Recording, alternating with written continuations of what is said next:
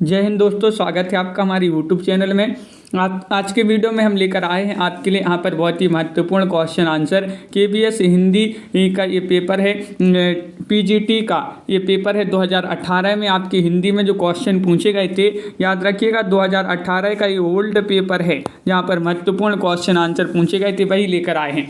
तो देख लेते हैं किस प्रकार के इसमें क्वेश्चन पूछे जाते हैं। सभी लोग वीडियो को लाइक कर लें, चैनल को सब्सक्राइब कर लें और ज़्यादा से ज़्यादा वीडियो को शेयर करें। आज का अपना यहाँ पर फर्स्ट क्वेश्चन है, निम्नलिखित वाक्य में रेखांकित पदबंध का नाम चिन्हित कीजिएगा। सुनिए, आपने खाना खा लिया हो तो सो जाइए ना। ये इसमें आपके लिए बताना है क्या होगा सही आंसर, पदबंध बताना है। तो महत्वपूर्ण क्वेश्चन दिया गया है। आंसर अगर आपसे बनते हैं तो कमेंट में सभी लोग बताते जाएंगे। और यहाँ पर एक में विकल्प नंबर सी क्रिया पदबंध आपका यहाँ पर सही आंसर होगा। क्वेश्चन नंबर 2 आपसे पूछा गया है कि 4 खंडों में प्रकाशित बच्चन की आत्मकथा का प्रथम खंड कौन सा माना जाता है। तो आपने पढ़ी होगी बच्चन जी की जो आत्मकथा ये 4 भागों में जो है विभाजित है। प्रथम भाग पूछा गया है कौन सा माना जाता है, तो 2 में आपका सही आंसर होगा क्या भूलूं क्या याद करूं। विकल्प नंबर सी वाला जो है वह आपका सही आंसर होगा। क्वेश्चन नंबर आपसे यहाँ पर 3 पूछा गया प्रमुख रूप से किस कवि के आधार पर आचार्य रामचंद्र शुक्ल ने अपने साहित्यिक प्रतिमान निर्धारित किए हैं। कबीरदास, तुलसीदास, केशवदास, सूरदास। तो 3 का आपका सही आंसर है विकल्प नंबर बी यानी कि तुलसीदास आप सभी का सही आंसर होगा। क्वेश्चन नंबर 4 आपसे पूछा गया है, क्या पूछा है देखिएगा। क्वेश्चन नंबर 4 है कि निम्नलिखित पुस्तकों में से लक्ष्मीकांत वर्मा की लिखी पुस्तक कौन सी मानी जाती है। 4 में आपके लिए इन दोनों विकल्प में से बताना है, कविता के नए प्रतिमान या नई कविता के प्रतिमान। तो आप सभी का यहाँ पर सही आंसर है नई कविता के प्रतिमान। आपका जो विकल्प नंबर बी है वह आपका यहाँ पर सही आंसर होगा, बिल्कुल सही। अगला क्वेश्चन यहाँ पर देखिएगा, अकाल पुरुष गांधी शीर्षक से महात्मा गांधी के जीवन के माध्यम से नए धर्म की अवधारणा को किस साहित्यकार ने साकार किया। वह साहित्यकार आपके लिए यहाँ पर बताना है कौन से वह साहित्यकार हैं, चयन कीजिएगा। महत्वपूर्ण क्वेश्चन है क्वेश्चन नंबर 5 और 5 में आपका डी सही आंसर है, जैनेन्द्र कुमार यहाँ पर सही आंसर होगा। क्वेश्चन नंबर 6, रामधारी सिंह दिनकर को ज्ञानपीठ पुरस्कार किस रचना पर दिया गया। 2018 में ये क्वेश्चन आपके यहाँ पर केबीएस पीजीटी में क्वेश्चन पूछे गए हैं। बहुत ही महत्वपूर्ण क्वेश्चन है, 80 क्वेश्चन है। देख लेते हैं कौन कौन से क्वेश्चन यहाँ पर पूछे गए थे। तो रामधारी सिंह दिनकर को ज्ञानपीठ पुरस्कार किस रचना पर दिया, ये 4 विकल्प हैं। तो आप सभी का यहाँ पर 6 में सही आंसर है विकल्प नंबर 1 उर्वशी आपका सही आंसर होगा। क्वेश्चन नंबर 7 है, निम्नलिखित पुस्तकों में से किसकी भूमिका को छायावाद का घोषणा पत्र कहा जाता है।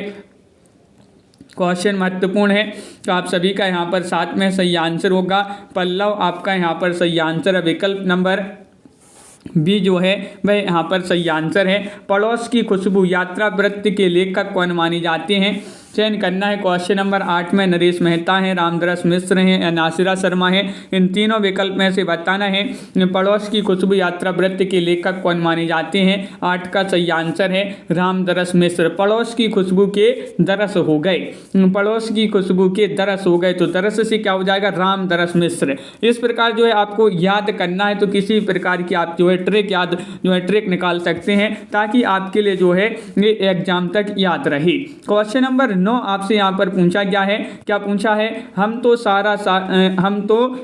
सारा लेंगे जीवन, कम से कम वाली बात न हमसे कहिए। उपयुक्त काव्य पंक्तियों के कवि कौन माने जाते हैं।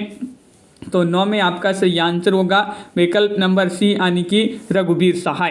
क्वेश्चन नंबर आपसे यहाँ पर 10 पूछा गया है, क्या पूछा है, अपभ्रंश को पुरानी हिंदी सर्वप्रथम किसने कहा है। 10 में आपके लिए यहाँ पर चयन करना है, तो आप सभी का सही आंसर आ रहा है कि विकल्प नंबर बी सही आंसर है, चंद्रधर शर्मा गुलेरी। क्वेश्चन नंबर आपसे 11 पूछा गया, निम्नलिखित में से भारतेंदु की कौन सी रचना नाट्य रासक है। भारत दुर्दशा, नील देवी, सत्य हरिश्चंद्र, अंधेर नगरी। तो आप सभी का यहाँ पर क्या होगा सही आंसर, 11 में सी सही आंसर है, सत्य हरिश्चंद्र आपका यहाँ पर सही आंसर होगा। 12वां क्वेश्चन आपसे पूछा गया है, अमरकांत प्रेमचंद के किस उपन्यास का पात्र है?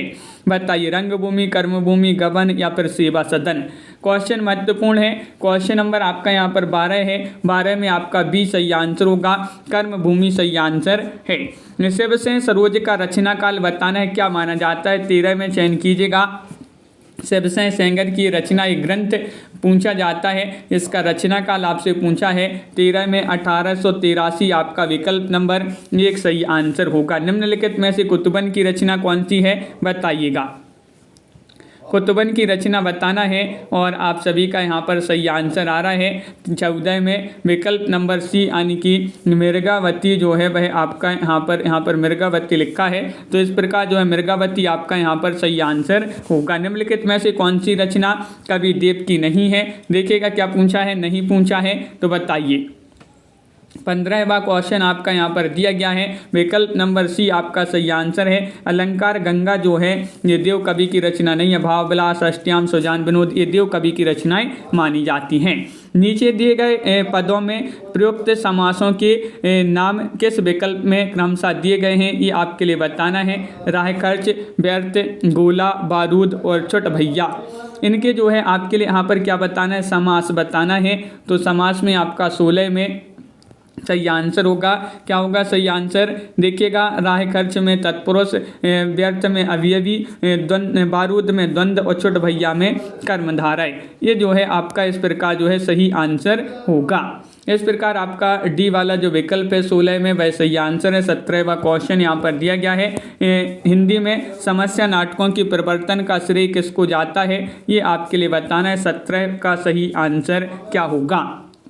17वां क्वेश्चन है तो विकल्प नंबर 1 सही आंसर है। हिंदी में समस्या नाटकों के प्रवर्तन का श्रेय जाता है लक्ष्मी नारायण मिश्र जी को।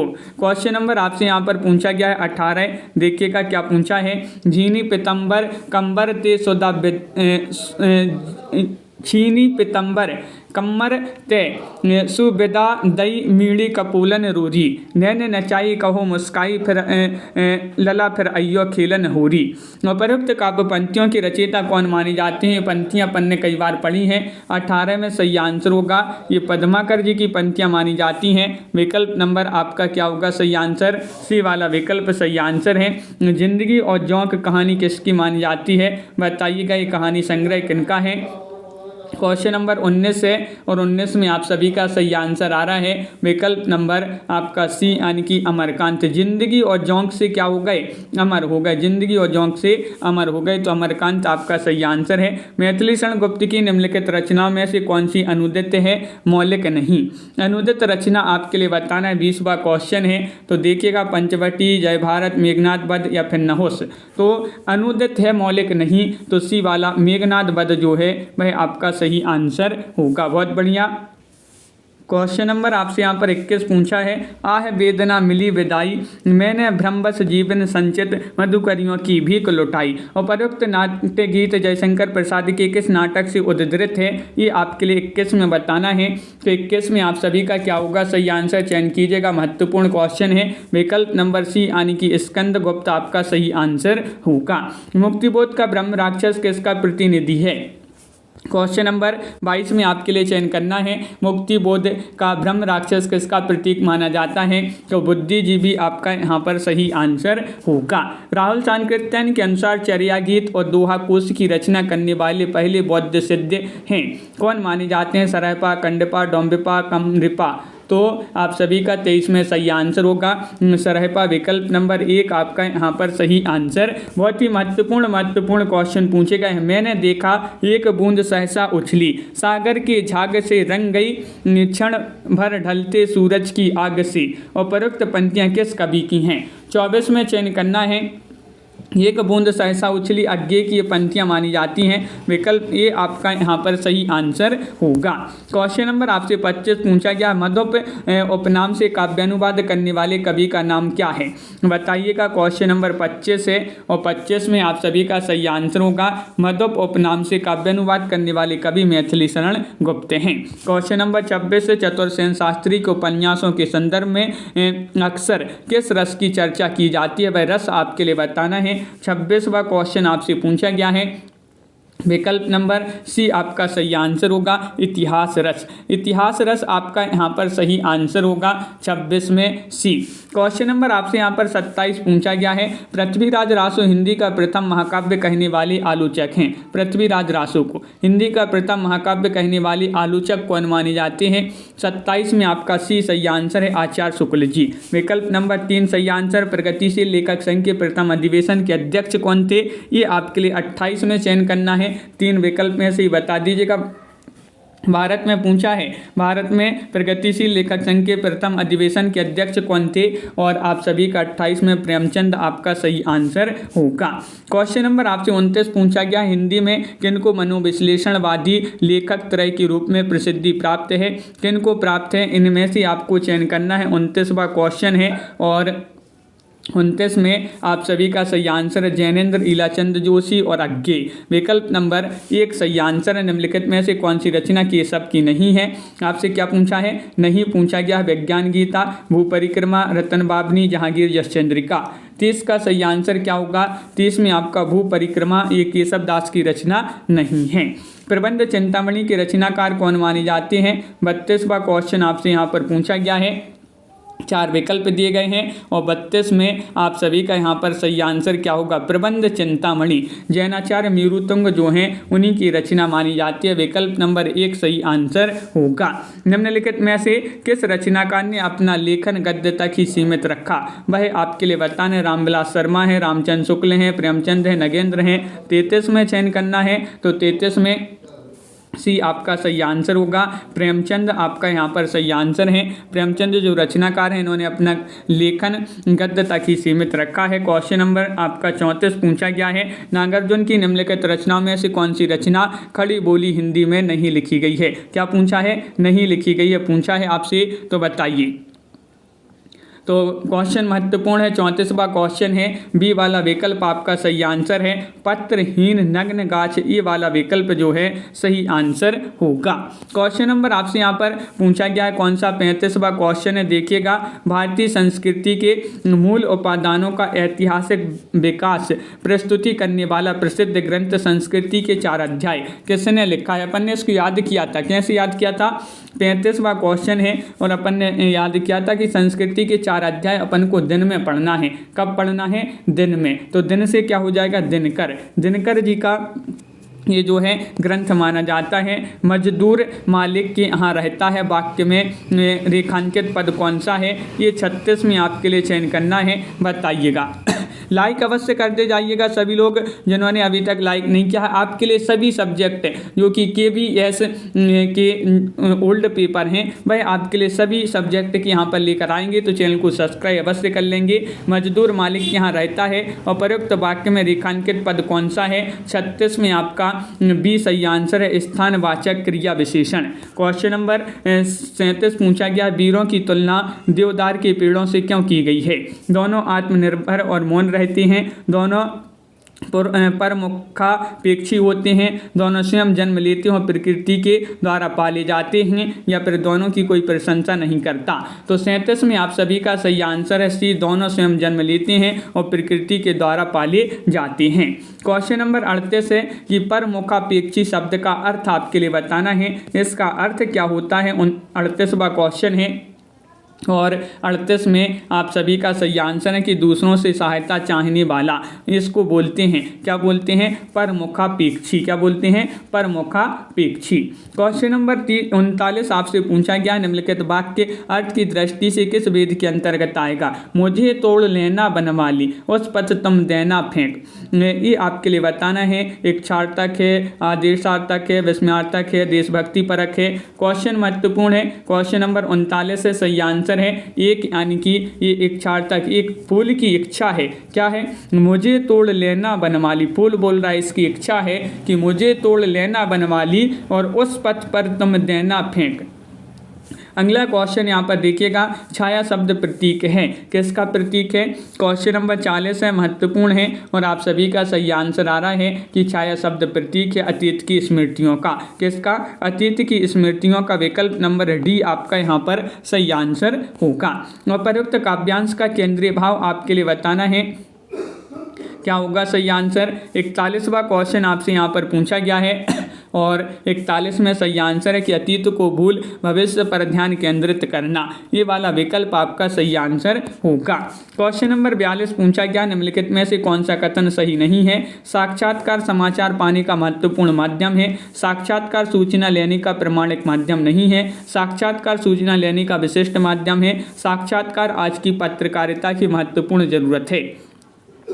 42 में आपके लिए सही आंसर चयन करना है। बी सही आंसर होगा, साक्षात्कार सूचना लेने का प्रमाणिक माध्यम नहीं है। विकल्प नंबर बी आपका सही आंसर होगा।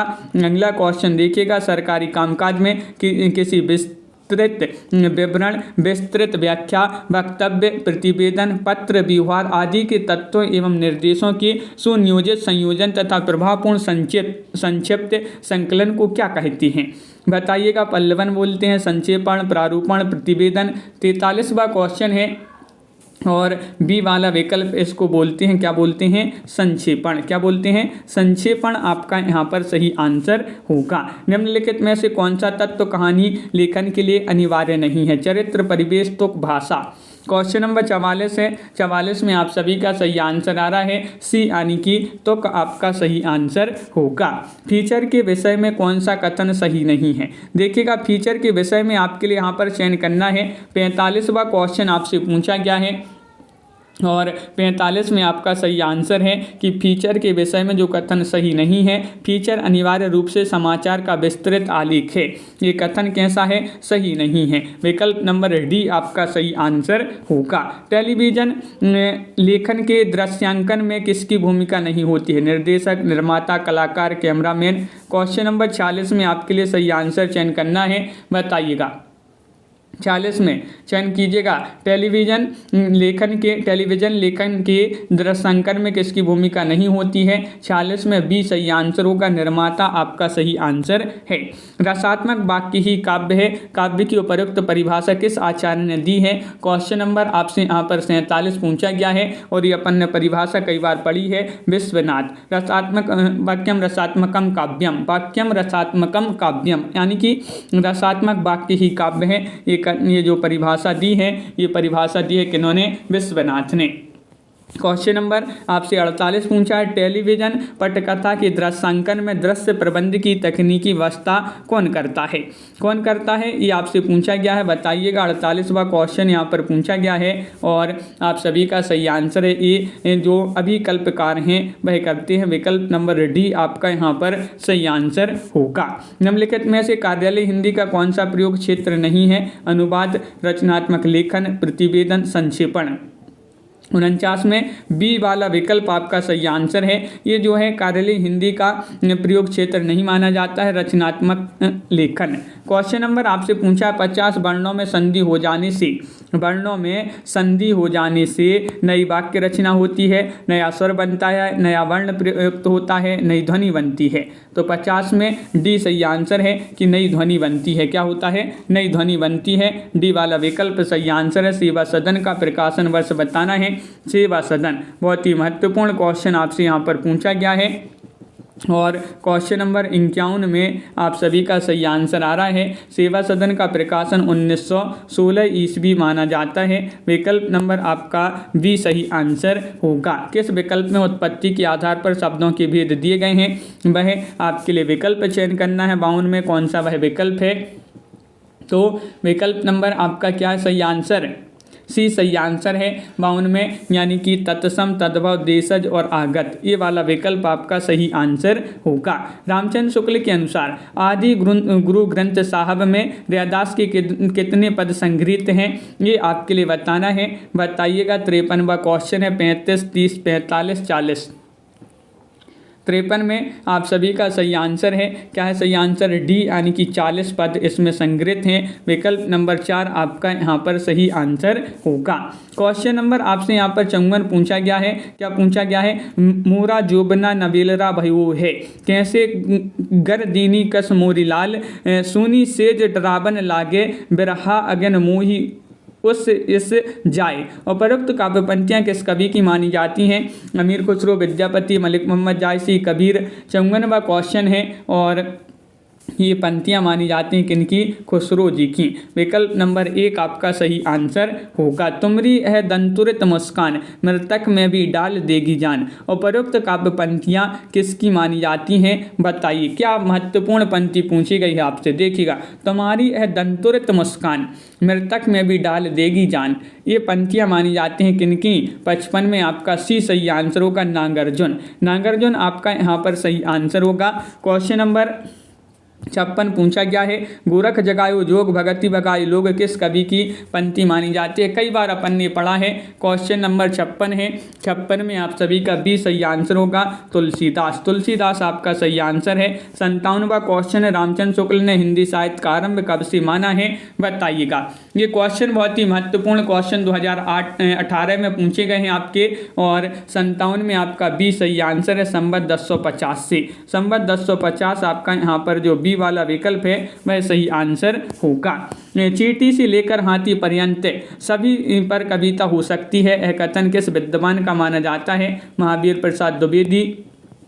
तो आपका महावीर प्रसाद द्विवेदी ही यहाँ पर सही आंसर होगा।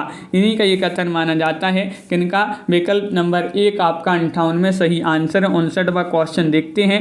गुप्त जी वास्तव में सामंजस्यवादी कवि हैं, और गुप्त जी वास्तव में सामंजस्यवादी कवि हैं, प्रतिक्रिया का प्रदर्शन करने वाले अथवा मद में झूमनी या झिमनी मैथिली शरण गुप्त पर यह वक्तव्य वाले कवि नहीं। निम्नलिखित विचारकों में से ये विचारक किसका माना जाता है?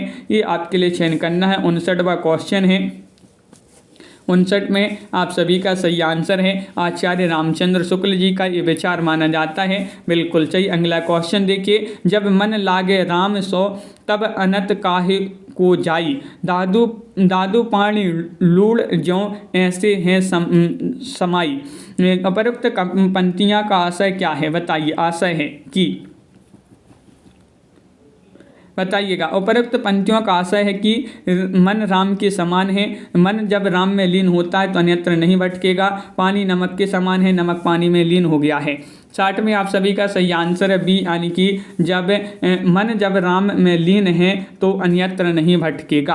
क्वेश्चन नंबर 61 पूछा गया। निम्नलिखित में से कौन स्वच्छंदतावादी आलोचक के रूप में प्रसिद्ध हैं? रामचंद्र शुक्ल, नंद दुलारी वाजपेयी, हजारी प्रसाद द्विवेदी, रामविलास शर्मा। 61 में आपके लिए चयन करना है, तो विकल्प नंबर आपका बी सही आंसर होगा, नंद दुलारी वाजपेयी, स्वच्छंदतावादी आलोचक। क्वेश्चन नंबर आपसे यहाँ पर पूछा गया 62। स्वस्ति श्री तुलसी कुलभूषण दूषण हरण गोसाई, बार प्रणाम करहूँ अब हरहूँ शोक समुदायी। उपरोक्त पंक्तियाँ किसकी मानी जाती हैं? तुलसीदास, स्वामी अग्रदास, मीराबाई, हरिदास। तो क्वेश्चन नंबर 62 है, और 62 में आपका सही आंसर ये पंक्तियाँ मानी जाती हैं किनकी? मीराबाई जी की। किनकी? मीराबाई, जिनके गुरु का नाम है रैदास। निम्नलिखित में से कौन सा कथन पद्मावत के बारे में सही नहीं है? इसमें प्रेम के लोकधर्मी स्वरूप का चित्रण हुआ है, इसमें दोहा चौपाई की शैली अपनाई गई है, यह भारतीय लोक कथा पर आधारित प्रबंध काव्य है, पद्मावत की काव्य शैली टोण और गंभीर नहीं है। पद्मावत के संबंध में एक कथन सही नहीं है, तो 63 में आपका डी सही आंसर है। पद्मावत की काव्य शैली पूर्ण और गंभीर है, नहीं है। ये कथन कैसा है? असत्य है। निम्नलिखित वाक्य में रिक्त स्थान की पूर्ति के लिए जो शब्द सबसे ठीक हो जाए उसे चिन्हित कीजिएगा। ध्यानपूर्वक पढ़ने के बाद अनुच्छेद का सारांश लिखिए। तो ये आपके लिए बताना है क्या होगा सही आंसर। ये आपको यहाँ पर उपरोक्त शब्द जो है सही बताना है। तो यहाँ पर आपका 64 में जो सी है वह सही आंसर। 64 में आपका उपर्युक्त, 64 में आपका विकल्प नंबर बी है जो आपका यहाँ पर सही आंसर होगा। बी आपका यहाँ पर सही आंसर होगा। चौपाई छंद के बारे में कौन सा कथन उपयुक्त है? बताइएगा। क्वेश्चन नंबर आपसे यहाँ पर पूछा गया है 65 है, और 65 में सही आंसर क्या होगा? 65 में आपका सी सही आंसर। प्रत्येक चरण में 16 मात्राएं, अंत में जगण और तगण हैं, तो आपका सी सही आंसर होगा। निम्नलिखित साहित्यकारों में सबसे कम आयु किसकी रही है? जयशंकर प्रसाद, मुक्तिबोध, प्रेमचंद या फिर भारतेंदु? तो ये तो सभी से बन जाएगा। 66 में आपका डी सही आंसर है, भारतेंदु हरिश्चंद्र, क्योंकि इनका जन्म हुआ था 1850 में और निधन हो गया था 1885 में। मात्र 35 वर्ष की आयु में इन्होंने जो है हिंदी साहित्य में एक अलग पहचान बना रखी थी भारतेंदु जी ने। अंग्रेज राज सुख साज सजे सब भारी, पे धन विदेश चली जात है अति ख्वारी। इन पंक्तियों का मूल कथ्य निम्न लिखित में से कौन सा राजभक्ति और देशभक्ति में द्वंद्व है? ये आपके लिए पूछा गया है। 37वां क्वेश्चन है, 67वां क्वेश्चन है। 67 में आपका ये सही आंसर है, राजभक्ति और देशभक्ति में द्वंद्व। ये वाला विकल्प जो है आपका सही आंसर होगा, विकल्प नंबर 1। जो हो मैंने आप कई बेर परिश्रम किया कि खड़ी बोली में कुछ कविता बनाऊं, पर वह मेरे चित्तानुसार नहीं। यह कथन किसका माना जाता है? 68 में आपके लिए चयन करना है, तो 68 में आप सभी का सही आंसर है भारतेंदु हरिश्चंद्र। विकल्प नंबर 2 आपका सही आंसर। निम्नलिखित में से किसे खड़ी बोली हिंदी का प्रथम महाकाव्य माना जाता है? साकेत, प्रिय प्रवास, लोकायतन, कामायनी? 69 में चयन करना है, तो सभी के लिए पता है प्रिय प्रवास, अयोध्या से उपाध्याय हरिऔध का ये जो है खड़ी बोली हिंदी का प्रथम महाकाव्य माना जाता है। अंधेर है दस्यु फिर भी मैं तुमसे प्रेम करती हूँ, यह पंक्ति प्रसाद की किस कहानी से है? आकाशदीप से, पुरस्कार, गुंडा या फिर सालवती? 70वां क्वेश्चन है, और ये जो पंक्ति मानी जाती है 70 में ये मानी जाती है आकाशदीप से। किससे? आकाशदीप आपका सही आंसर होगा। गहना एक कनक में गहना, यह मह भाव न दूजा, कहन सुनन को दुई करी थापिन, एक निमाज एक पूजा। उपरोक्त काव्य पंक्तियों के रचयिता कौन माने जाते हैं? 71 में आपके लिए चयन करना है, तो 71 में आप सभी का सही आंसर है विकल्प नंबर 1 यानी कि कबीर। क्वेश्चन नंबर आपसे 72 पूछा, हजारी प्रसाद द्विवेदी के किस उपन्यास को रैक्य आख्यान भी कहा जाता है? बताइएगा। क्वेश्चन नंबर 72 का सही आंसर। ये क्वेश्चन आपके 2018 में पूछे गए हैं, किसमें? कि BS PGT में। बहुत ही महत्वपूर्ण क्वेश्चन है, और आप सभी का यहाँ पर 72 में सही आंसर है डी, अनामदास का पोथा। किस उपन्यास में कहा गया है? तो अनामदास का पोथा हजारी प्रसाद द्विवेदी का है। कठगुलाब के रचनाकार कौन माने जाते हैं? 73 में आपके लिए चयन करना है, तो कठगुलाब तो अपन ने पढ़ा है, मृदुला गर्ग आपका सही आंसर होगा। डॉक्टर प्रशांत फणीश्वर नाथ रेणु की किस रचना का पात्र है? परती परिकथा, कितने चौराहे, दीर्घतपा, मेला आंचल? क्वेश्चन नंबर 74 में आपके लिए चयन करना है। 74 में मेला आंचल ये आंचलिक उपन्यास माना जाता है। किनका? ये माना जाता है फणीश्वर नाथ रेणु, और आंचलिक उपन्यासकार के रूप में जाने जाते हैं रेणु जी। निम्नलिखित काव्य पंक्तियों में निहित रस की पहचान कीजिएगा। प्रच्छन्न रोग है विकट, प्रच्छन्न रोग है प्रगट भोग, संयोग मात्र भावी वियोग, हाँ लोभ मोह में लीन लोग, भूले हैं अपना अपरिणाम, ओ क्षण भंगुर भव राम राम। इसमें आपके लिए रस की पहचान करना है 75 में, तो आप सभी का सही आंसर होगा कि यहाँ पर करुण रस आपका सही आंसर है। बिल्कुल सही। हिंदी साहित्य के आलोचनात्मक इतिहास के लेखक कौन माने जाते हैं? ये क्वेश्चन तो अपन ने कई बार पढ़ा है। 76वां क्वेश्चन है। 76 में आप सभी का क्या होगा सही आंसर? डॉक्टर रामकुमार वर्मा। क्या है सही आंसर? डॉक्टर रामकुमार वर्मा सही आंसर। हिंदी निबंध को, हिंदी को गद्य का निकष, यहाँ पर लिखा है कि निबंध को गद्य का निकष किस आलोचक ने माना है? 77 में आपके लिए बताना है। 77 में आपका बी सही आंसर है, रामचंद्र शुक्ल जी ने। सुनकर क्या तुम भला करोगे मेरी भोली आत्मकथा, अभी समय भी नहीं, थकी सोई है मेरी मौन व्यथा। उपरोक्त काव्य पंक्तियाँ निम्नलिखित में से किसके द्वारा रचित हैं? 78 में बताना है। 78 का सही आंसर क्या होगा? तो यहाँ पर बता दें, ये पंक्तियाँ जयशंकर प्रसाद की मानी जाती हैं। विकल्प नंबर 1 आपका सही आंसर है। 79वां क्वेश्चन, पुष्टि मार्ग का प्रवर्तन किसने किया है? ये आपसे बताना है, आपको लिए बताना है। 79वां क्वेश्चन है। और जो पुष्टि मार्ग का परिवर्तन किया है वह बल से किया है। पुष्टि मार्ग का परिवर्तन बल से किया है, तो बल से वल्लभाचार्य आपका यहाँ पर सही आंसर होगा विकल्प नंबर बी। क्वेश्चन नंबर आपसे 80 पूछा, मेरे चपल यौवन बाल अचल अंचल में पड़ासु मचल कर मत साल, ये काव्य पंक्तियाँ निम्नलिखित में से किसके द्वारा रचित हैं। 80वां क्वेश्चन है, बी आपका सही आंसर होगा मैथिली शरण गुप्त। मैथिली शरण गुप्त आपका बी वाला विकल्प आपका सही आंसर होगा। तो इस प्रकार के जो है अपने बहुत ही महत्वपूर्ण क्वेश्चन आंसर थे। ये KBS जो PGT की परीक्षा हुई थी आपकी कब, 2018 में, यही क्वेश्चन आपके हिंदी के यही क्वेश्चन पूछे गए थे। तो कैसा लगा ये वीडियो? अगर आपके लिए सभी सब्जेक्ट का चाहिए तो आप कमेंट में जरूर लिखिएगा। सभी को इसी तरह के जो हैं ओल्ड प्रश्न पत्र के में जो क्वेश्चन पूछे गए हैं वह लेकर आएंगे। सभी के लिए बहुत बहुत धन्यवाद। सभी को क्या करना है, वीडियो को लाइक करना है, चैनल को सब्सक्राइब करना है और ज़्यादा से ज़्यादा वीडियो को शेयर करना है। आज के वीडियो में बस इतना ही। सभी के लिए बहुत बहुत धन्यवाद। जय हिंद।